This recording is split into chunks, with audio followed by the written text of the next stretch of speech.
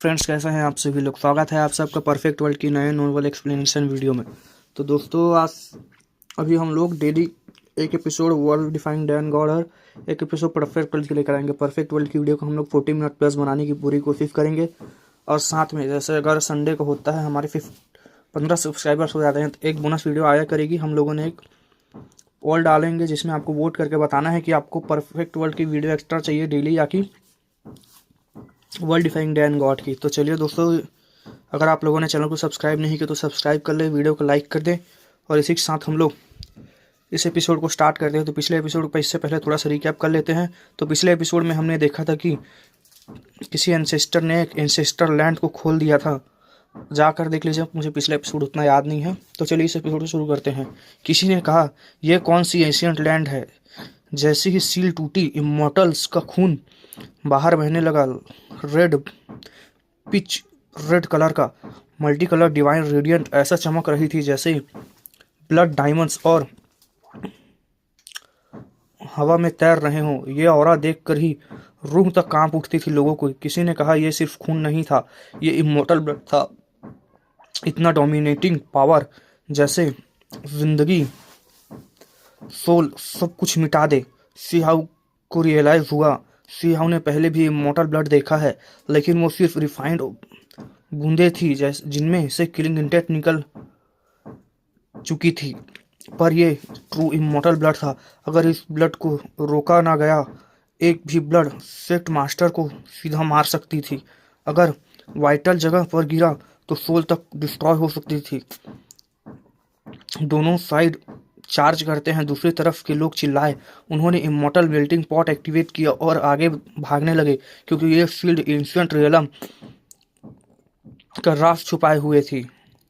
Great elder ने order दिया। Great Elder मेंग तियानजेंग दहाड़ते हुए चार्ज करते हैं। उसने ओवरलास्टिंग शॉर्ट को उठाई और immortal king pops vaping cloth को एक्टिवेट करते हुए आगे बढ़ गए। सीहाउ और बाकी सब उनके साथ थे। प्राइमर क्योस के थोड़ा 10,000 ऊंचा माउंटेन कांप उठा। उसमें से एक लाइटनिंग की आवाज आई। प्राइमर क्योस उथल पुथल हो चुका था। फील्ड इंस्टेंट रियलम आखिरकार दुनिया के सामने आने वाला था। ट्रू फिनिक्स के आकाश में जलने लगे फ्लेम्स। एक डिवाइन बर्ड प्राइमल केओस से नीचे झपटी। उसने मुंह से निकली अनडाइंग ट्रू फिनिक्स फ्लेम्स। उसने सारी लाइफ फोर्स वाइप आउट कर दी। सबसे भयानक बात, उसने जमीन पर अंदर छुपे इमोर्टल ब्लड को भी उबाल दिया और लहरों में बदल दिया। डार्क रेड वेव बाहर की तरफ टूट पड़ी। यहाँ कोई लाइफ नहीं बची थी। अगर ये खून लगा, सीधे मौत पक्की थी। ये फिनिक्स अभी पूरी तरह मैच्योर भी नहीं थी, फिर भी पहाड़ नदियाँ तक कपा सकती थी। ये बहुत ही ज़्यादा डेविल की तरह लग रहा था। फ्लेम अनडाइंग फ्लेम्स हर जगह फैल रहे थे। दूसरी तरफ immortal melting pot divine radiance छोड़ रहा था, इमोर्टल ब्लड को रोक रहा था। लेकिन इमोर्टल ब्लड स्पिरिचुअल था। चाहे एरा बीत चुके हों, उसके सामने अभी भी अनडाइंग किलिंग इंटेंट जिंदा थी। वो काउंटर अटैक कर रहा था और पॉट को इरोड करने की कोशिश कर रहा था। अचानक ब्लड जमीन से उठने लगा। ब्लड इमोर्टल्स के रूप लेने लगे, जैसे ब्लड के शुरू से सबसे भयानक मॉन्स्टर्स वापस आ गए हो। क्रोकोडाइल हेड, राइनो बॉडी, सब ब्लड से बने थे। उन्होंने वॉइड तक तोड़ दिया। इमोर्टल मेल्टिंग पॉट तक सीधे झपटे। और तब सबसे भयानक चीज हुई। कुछ ब्लड क्रीचर्स ने डैमेज इमोर्टल वेपन्स उठा लिए। Purple gold immortal staff, golden hammer, ancient weapons. चाहे टूटे हुए थे, फिर भी इमोर्टल सीकिंग पावर थी उनके अंदर। एक यंग किंग प्रोटेक्शन के बाहर निकल गया। एल्डर ने बचाने की कोशिश की, पर इमोर्टल ब्लड की एक बूंद उसके बॉडी पर गिर गई। हड्डियां गल गई, सोल इरेज हो गई, कुछ नहीं बचा। और एक क्रीचर गोल्डन हैमर को लेकर आया। दाव साउंड गूंजने लगे, दुनिया तक हिल गई। एल्डर के हाथ एक्सप्लोड हो गए। फिर ब्लड क्रीचर ने उसे पकड़कर 2 टुकड़ों में चीर दिया और वो भी इमोर्टल बूंद में ब्लड मिस्ट में बदल गया। सबके दिल में एक ही सवाल दौड़ पड़ी, ये सिर्फ खून से बने एंशियंट क्रिएचर्स नहीं थे इतने भयानक, अगर असल जिंदा होते तो क्या होता। ग्रेट एल्डर ने सियाग को अंदर कांप गए। एक ही बात सबके मन में थी, क्या इस एंशियंट रियलम में एंट्री वाकई इम्पॉसिबल है या हर जगह मौत के लिए बने जाल। जब सब लोग हार मान चुके थे, तब लग रहा था इस एंशियंट लैंड में घुसने का कोई रास्ता नहीं है, तभी उम्मीद की एक किरण दिखी। अचानक इमोर्टल ब्लड खुद ही रास्ता छोड़ने लगा। जमीन पर गिरा ब्लड, लेकिन न कोई आकार न कोई बीस्ट, जैसे उसकी पावर खत्म हो चुकी हो। दूर से अनडाइंग फीनिक्स तेज सीखी, लेकिन वो अब तक बिल्कुल थक चुकी थी। लगातार एंशियंट पैटर्न्स जो चैंट हो रहे थे, सारी मैजिकल स्ट्रेंथ खत्म कर दी गई। अब वो एक और नहीं लड़ सकता था। सब लोग गहरी सांस छोड़ते हुए बोले, इतना भयानक। एक यंग बर्ड की आवाज से हुआ विनाश इतना खतरनाक कैसे हो सकता है। उसके जाने हुए एन्चांटमेंट्स माउंटेन जैसे बेहद डरावने थे। तभी ग्रेट एल्डर मैंग तियानजिन का चेहरा बदल गया। उसने कहा, यह फीनिक्स सही नहीं है। इसकी आंखें लाल हैं, इसकी पंख ब्लड जैसे हो चुके हैं। ये एक फॉलन ब्लड फिनिक्स है। दूसरी तरफ के लोग भी चिल्लाए। जन्म से पहले इसका इमोर्टल अंडा ब्लड वॉर से करप्ट हो गया था, इसलिए यह गिर गया और ब्लड मॉन्स्टर में बदल गया। कुछ लोगों की आंखों में लालच चमक उठी।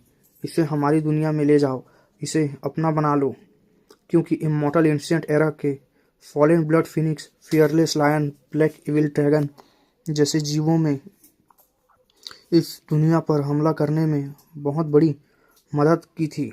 एंशिएंट एरा में वो पीछे हट रहे हैं। पीछा करो उनका, किसी ने कहा। इमोर्टल मेल्टिंग पॉट आगे बढ़ाया गया।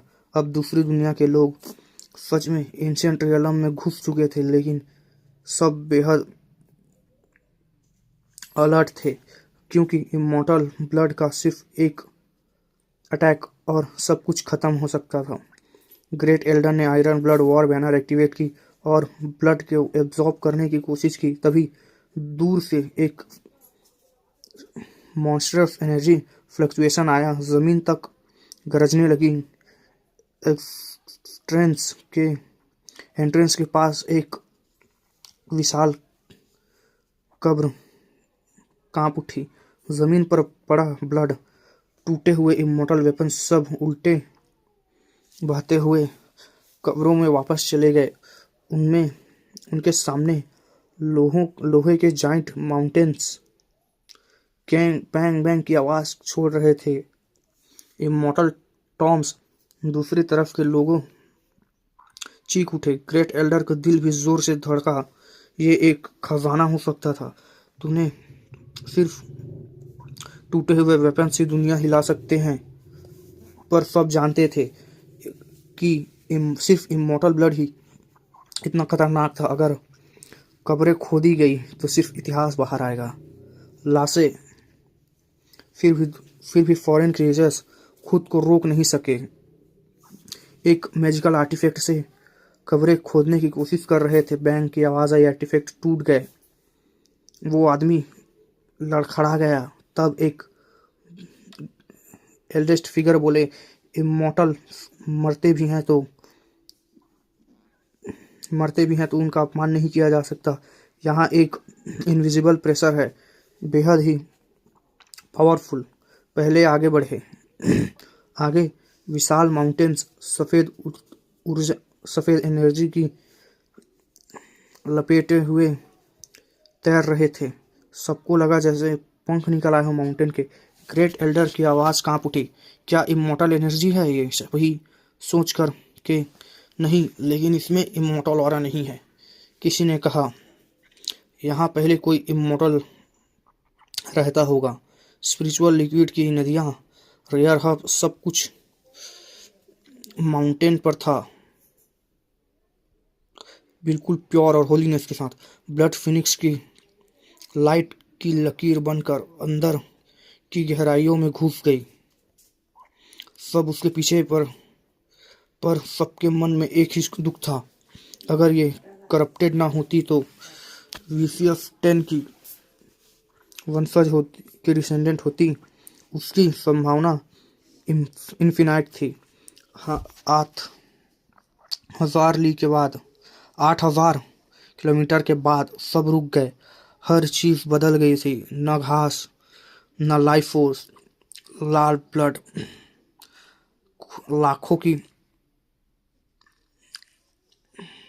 लाखों तक फैले हुए थे। ये इमोर्टल बैटलफील्ड था। आसमान से गिरे अनेक स्टार्स कुछ पर उंगलियों के निशान थे, जैसे किसी ने मरते वक्त स्टार्स को खींच लिया हो। ये एंसेस्टर लुओमो की पावर का नतीजा था। 5 कलर के ब्लड मिले 5 कलर ब्लड मिले, लेकिन उनकी पावर किसी ने निगल ली थी। दुगुयुन आगे बढ़ा, अपने क्लैन का खून महसूस करते हुए। गोल्डन ब्लड काला बन चुका था, फिर गोल्डन सच सामने आ गया था। प्रोटेक्टर्स का ब्लड प्योर भी है और डेमोनिक भी। आखिर दूर एक माउंटेन दिखा, उस पर लिखा था, मैं चुना गया लड़ने के लिए और कभी लौट नहीं पाया। बस पहली लाइन ने ही सबको हिला दिया। ये वही सच था जिसकी तलाश सब कर रहे थे। माउंटेन सिर्फ कुछ सालों का नहीं था, एक पूरे ग्रेट एरा से भी पुराना था, और इस पर लिखे वर्ड सबके दिमाग को हिला कर रख देते हैं। जिस सच को जो खोज कर रहे थे, उसके सबका गहरा झटका दिया उसने सबको गहरा झटका दिया। माउंटेन पर लिखा था, विजय अभी भी संभव है, लेकिन वापस जाने का रास्ता पूरी तरह बंद हो चुका है। इमोर्टल्स, ग्रेट एंसेस्टर्स, वीरन, ग्रेट वॉरियर्स सभी वर्ल्ड में दफन हो चुके हैं। हम उनके रास्ते पर चल रहे हैं और हमारी किस्मत पहले ही लिखी जा चुकी है। ये पढ़कर सबका शरीर में ठंडी दौड़ गई। वापस जाने का रास्ता क्यों काटा? सबके मन में ऐसा ही सवाल था। किसी ने सोचा, यहाँ आने के बाद वापस जाना मुमकिन नहीं है क्या? क्यों नहीं है? किसी ने, यह आदमी कहाँ से आया था? किसी ने कहा, इसे पहले कौन कौन यहाँ आ चुके हैं? इसका मतलब यह था, यह पहले नहीं था, इससे पहले भी और कई लोग यहाँ आ चुके थे, और सबका अंत यही हुआ। इस लेवल के बीइंग को पहले ही इमोर्टल बन चुका होता तो नेचुरल मौत का तो सवाल ही पैदा नहीं होता। इसलिए सब ने अंदाजा लगाया ये अंत में बैटल में ही मारा गया हुआ। ये सोच ही दिल दहला देने वाली थी। यहाँ छुपा इतिहास किसी को भी खपाने के लिए ज़्यादा भयानक था। इतने राज कि खुद ग्रेट एल्डर मैंग तियानजिन भी इनके बारे में कुछ नहीं जानते थे। सी हाउ सी ये काओ यूसेंग सबके लिए यह बहुत भारी थे, और सबसे बड़ा नाम था लुओमो। और अगर कुछ नहीं गलत हुआ होता तो इस बैटल को बोझ उठाया था एंसेस्टर लुओमो ने, प्राइमर केओस ब्लड के लॉर्ड। लेकिन फिर भी इतना निराशा भरा संदेश छोड़ गया, जैसे शरद ऋतु की ठंडी हवा सब कुछ उजाड़ चुकी हो। 10,000 साल की नींद।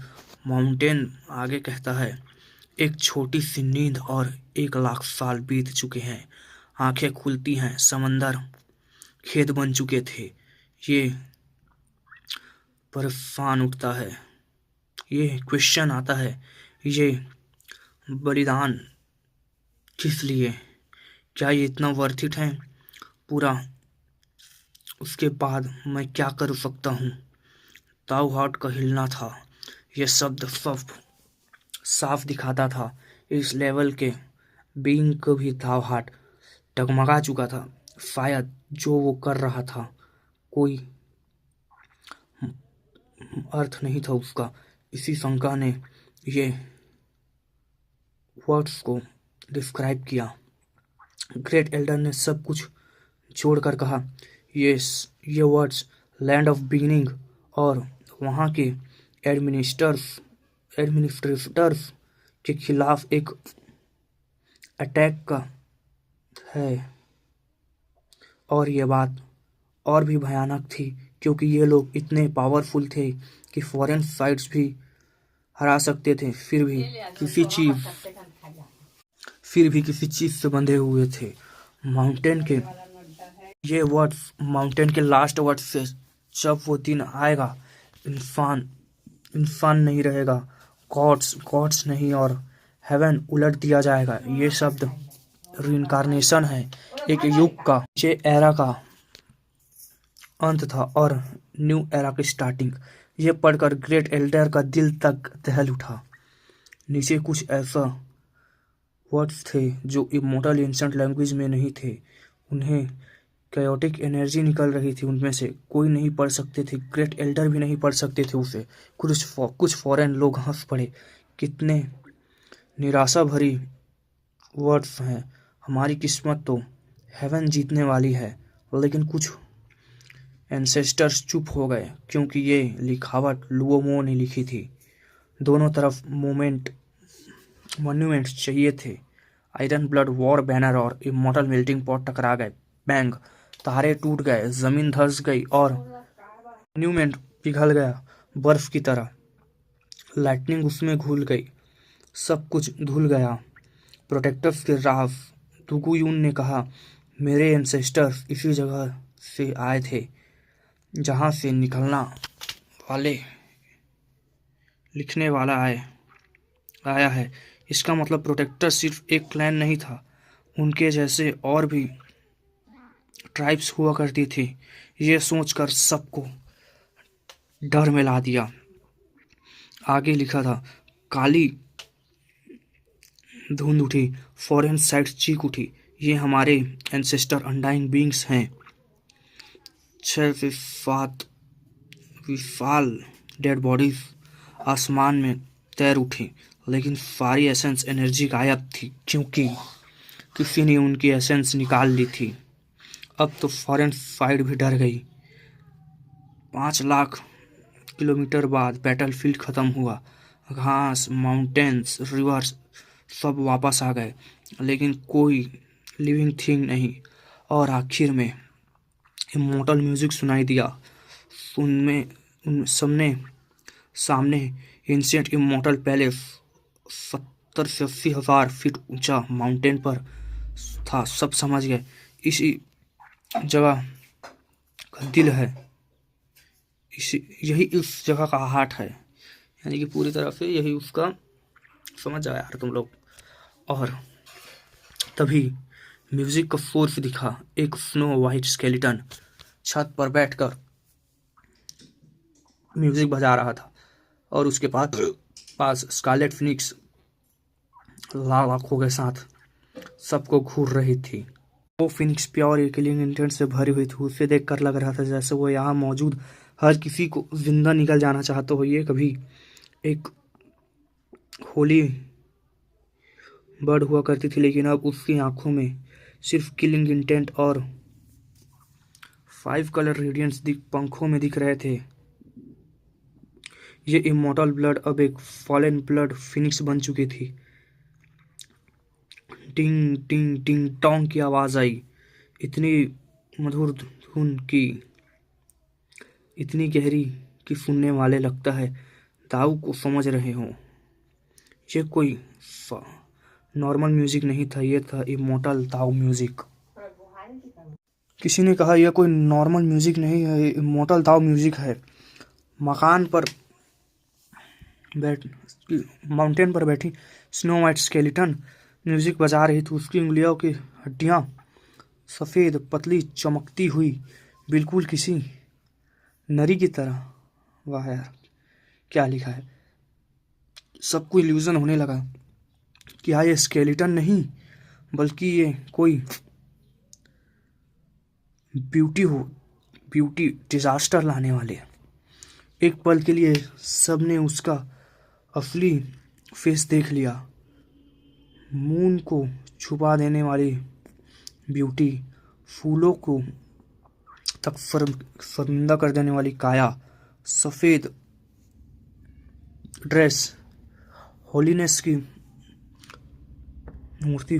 सीधे सीधे बोले तक फेरी थी, एक ट्रू इमोर्टल। बात ख़त्म। हमको तारीफ करना नहीं आता रे बाबा किसी की भी। कोई ह्यूमन में इतनी सुंदर नहीं। सब ने झटका लेकर सिर हिलाया। ये सिर्फ इल्यूजन था। जैसे ही होश में आए वो फिर से सफ़ेद ढांचा बन चुकी थी। तभी ग्रेट एल्डर मैंग तियानजंग गरजे, दाऊ शब्द गूंज उठे। सभी यंगस्टर्स कांप गए और होश में आ गए। ये कौन सा दाव था जो हेवनली आइस तक को धोखा दे रहे थे। यहाँ तक कि फॉरेन साइड के एल्डर्स भी पसीने में भीग गए थे। ग्रेट एल्डर की आंखों में चमक उठी। Phoenix, parasol, immortal guqin, ancient fragments में बनी फिनिक्स क्लैन के सबसे एंशियंट ट्री से बनी हुई गुलिन। अरे गुलिन यार, सीधा वो गिटार मानो भाई, सीधी बात। यह कि 9 हेवन टेनर्स का सबसे मशहूर इमोर्टल आर्टिफैक्ट थी, लेकिन अब टूट चुकी थी। 2 तार गायब थे। भयंकर बैटल के निशान उस पर अभी भी दिख रहे थे। ब्लड फिनिक्स चीखी। एक टूटा हुआ तार चाबुक की तरह उनके ऊपर उड़ा। फॉरेन साइड पर टूटा। बैंग। इमोर्टल मेल्टिंग पॉट आगे बढ़ा और उस अटैक को रोक लिया, लेकिन उसकी पावर इतनी थी कि पॉट भी गूंज उठी। वो अटैक फ्लड ड्रैगन में बदल गया और सीहाव की तरफ टूटा। बैंग। कॉप स्वेपिंग क्लॉथ फैला और उसे रोक दिया। सिर्फ टेस्टिंग के लिए अटैक किया गया था, लेकिन सबके चेहरे पीले पड़ गए। ये स्केलेटन कोई नॉर्मल चीज़ नहीं थी। ये इमोर्टल गुलिन चला सकती है और सीधे हमला भी। ये समझ गए ये अपोनेंट को इमोर्टल। तभी एक भयानक चीख गूंजी। आंखों से डेथ स्मेल करता हुआ फिनिक्स उतरा। सीधे मांस सूखा, आधे हाथ दिखती हुई। यह पूरी तरह से पक्का हुआ इमोर्टल फिनिक्स था, लेकिन मर चुका था। कठपुतली की तरह ये एक पपेट बन चुकी थी पूरी तरह से। अब बैटलफील्ड में 3 दल बन चुके थे। स्केलेटन, फिनिक्स, ग्रेट एल्डर और foreign fights plus immortal melting pot. सब एक दूसरे पर हमला करने के लिए तैयार थे। इमोर्टल पैलेसेस टूटने लगे। माउंटेन्स तक कांप उठे। भयंकर आवाज़ गूंजी। एक पुरानी फॉर्मेशन जाग उठी। उसी समय घूमने लगा, जैसे सबको एंशिएंट एरा में खींच लिया गया हो। चारों तरफ पावरफुल फॉर्मेशंस का ढांचे। ये यहाँ से निकलो, किसी ने कहा। फॉरेन साइड चीखी। इमोर्टल मेल्टिंग पॉट ने हेवन को चीर दिया। ग्रेट एल्डर ने भी एवरलास्टिंग स्वॉर्ड, कोर और कॉप स्वेपिंग क्लॉथ से रास्ता खोला। बाहर सब कुछ गिर चुका था। बीच माउंटेन पर एक लकड़ी की कॉफिन पड़ी हुई थी। उस पर पत्ते उग रहे थे। Immortal would. सब चीख उठे, ये तो इमॉर्टल वुड है। ये इमॉर्टल मिस्ट छोड़ रहा था और लाइफ एसेंस से भरा हुआ था। हमारे किसी ने कहा। फॉरेन साइट्स गुस्से में थे। हमारे अनडाइंग एंसेस्टर का सारा एसेंस ब्लड कॉफिन को नरिश करने के लिए दे दिया गया है। ये सिर्फ कॉफिन नहीं, किसी ग्रेट एग्जिस्टेंस का झूला लग रहा था। और भी दर्दनाक हो गई वो म्यूजिक जो बज रही थी, जैसे किसी पुरानी सोल को बुलाने की कोशिश कर रही हो। सबके रोंगटे खड़े हो गए। दूर से काली धुंध उठी। 6 अनडाइंग बींग्स चलते हुए आ रहे थे। और सिर्फ वही नहीं, इमॉर्टल्स कब्रों से और लाशें उठने लगी। पूरा कैओटिक माहौल था। काओ यूसेंग चीख पड़ा, ये क्या पागल हो गई है? यहाँ के सबको मार देंगी। इमॉर्टल अगर घेर लिया, यहाँ कोई जिंदा नहीं बचेगा। तो दोस्तों ये चैप्टर थोड़ा सा इधर उधर था यार, बहुत सारे इसमें मतलब ना लूप होल्स थे, तो इस वजह से इसका थोड़ा सा वो हो गया है, यानी कि इधर उधर है चैप्टर गाइस। तो इस चैप्टर को यहीं तक रखते हैं, और हो सके तो मैं एक और वीडियो शाम को लाने की कोशिश करूँगा। क्या है, आगे से मेरा एग्ज़ाम है तो मुझे जाना पड़ेगा। और देखो यार, थोड़ा सपोर्ट वोट दिखाओ ताकि हम लोग डेली मोटिवेशन मिलता रहे हमको वीडियो लाने के लिए। हमारे 11 सब्सक्राइबर्स से आगे तो बढ़ ही नहीं रहेगा, इस थोड़ा सपोर्ट वोट दिखाओ यार। तो चलो ठीक है, देखते हैं क्या होता है आगे।